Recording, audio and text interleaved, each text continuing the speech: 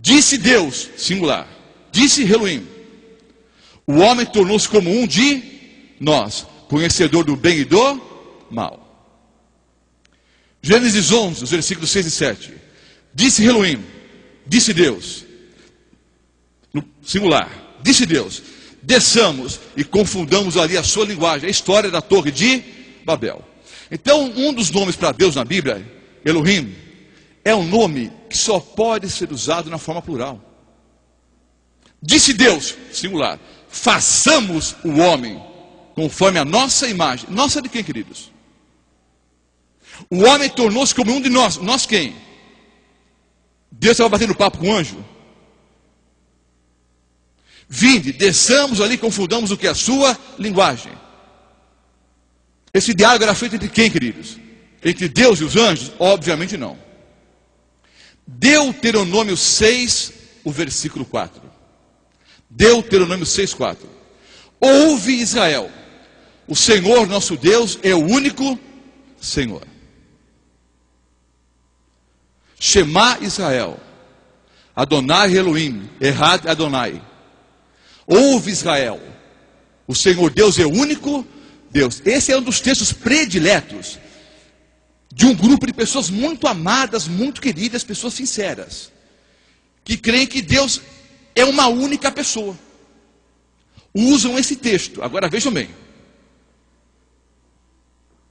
A palavra aqui, errado, único, não tem a ideia que os antitrinitarianos tentam passar. Na língua hebraica, há duas palavras para determinar o que? Unidade. Errad e Yahid. A palavra errad é usada para o que, queridos? Para uma unidade composta. Ah, pastor, mas esse negócio de unidade composta, vejam, é uma peculiaridade da língua o quê? Hebraica. Querem um exemplo?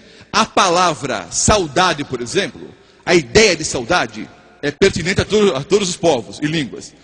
Mas a palavra que expressa saudade só existe em quê? Em português.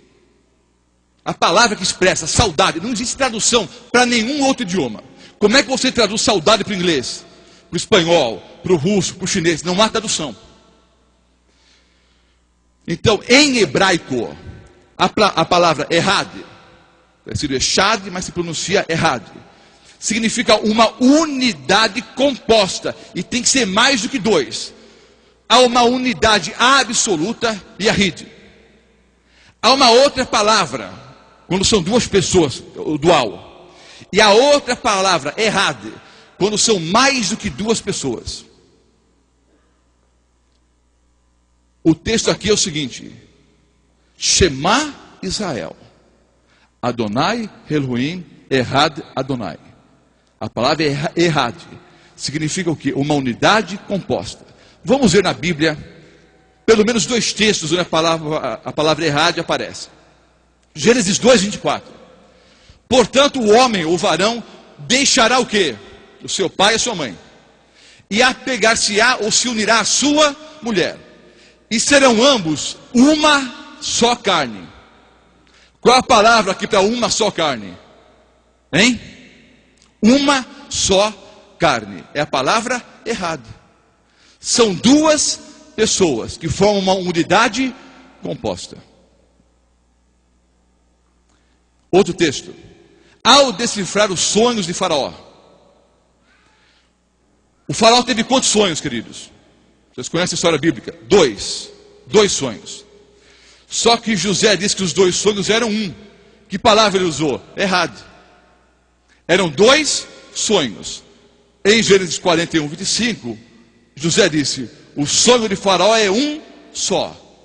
Errado. Um só. Eram dois. Mas ele disse que era apenas o quê? Um. Entenderam? A palavra errado significa o quê? Uma unidade composta. Eu poderia colocar dezenas e dezenas de textos bíblicos agora. O tempo não permite. Mas eu recomendo, queridos, que além de acessar a internet, você leia o livro Trindade, da Casa Publicadora Brasileira. Que você leia o livro Nisto Cremos. Que você leia o livro Parousia, ou a revista Parousia. São duas revistas que tratam sobre a Trindade. E não fique apenas com informações de internet. A internet é muito boa, não é? Pode ser usada para o bem ou para o mal. E cultura de internet muitas vezes é cultura inútil.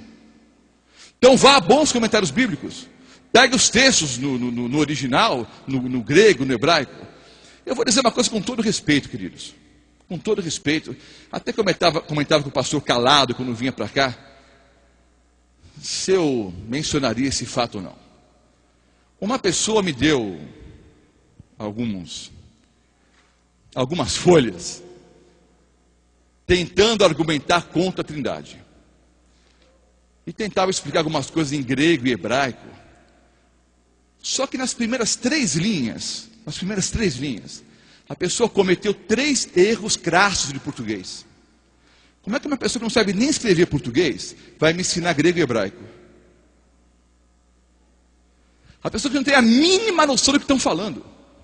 Simplesmente ouviram de alguém por aí, ou pegaram na internet e escreve como se fossem doutores do assunto. E há um outro ponto importante em relação a esse tema, queridos. Pode parecer meio ofensivo o que eu vou dizer, mas é a pura verdade. E isso vale para qualquer questão.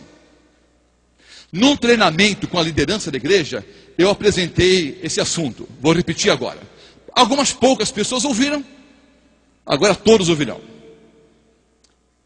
Vocês sabem o que é a doutrina do louco?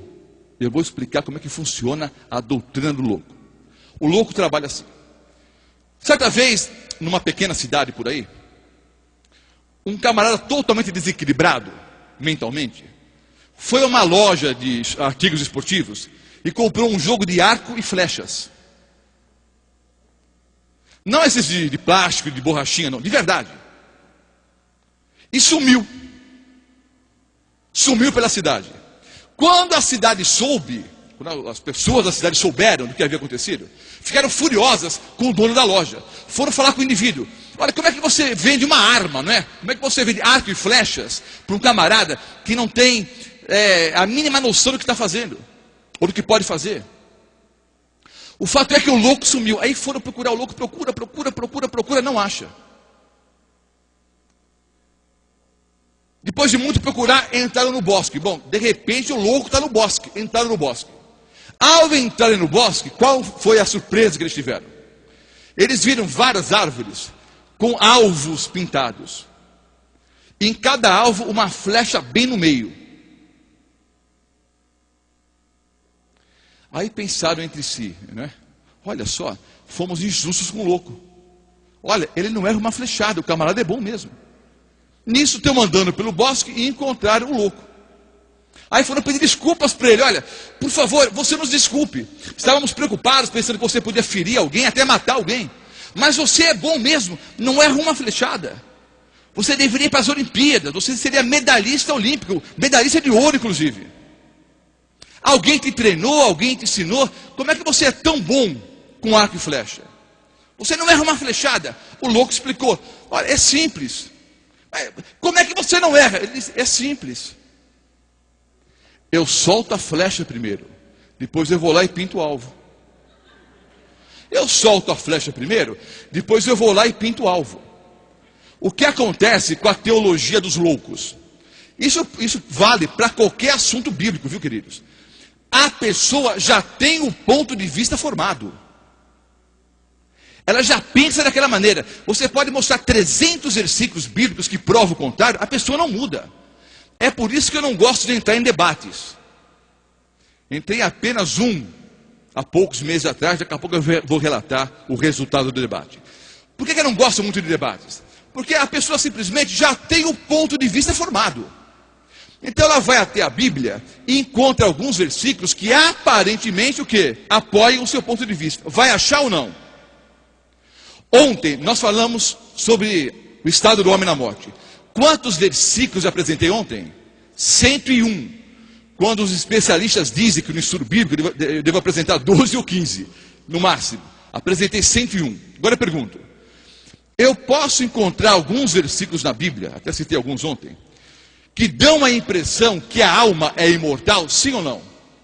Eu posso montar um estudo bíblico adulterado, com meia dúzia de versículos que aparentemente dizem que a alma é imortal? Sim. 400 versículos bíblicos mandam guardar a lei e o sábado. Agora, há alguns textos que aparentemente dizem que eu não devo mais guardar o sábado? Sim.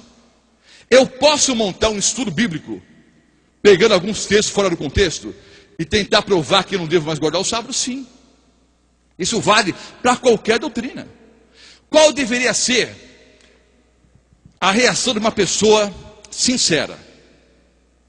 Se o Roberto Mota for uma pessoa sincera, o que o Roberto Mota deveria fazer? Estudar a Bíblia.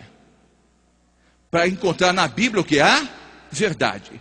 Não partir de um ponto de vista já definido e depois ir para a Bíblia para tentar encontrar versículos que aparentemente defendem o meu ponto de vista. Pior ainda, no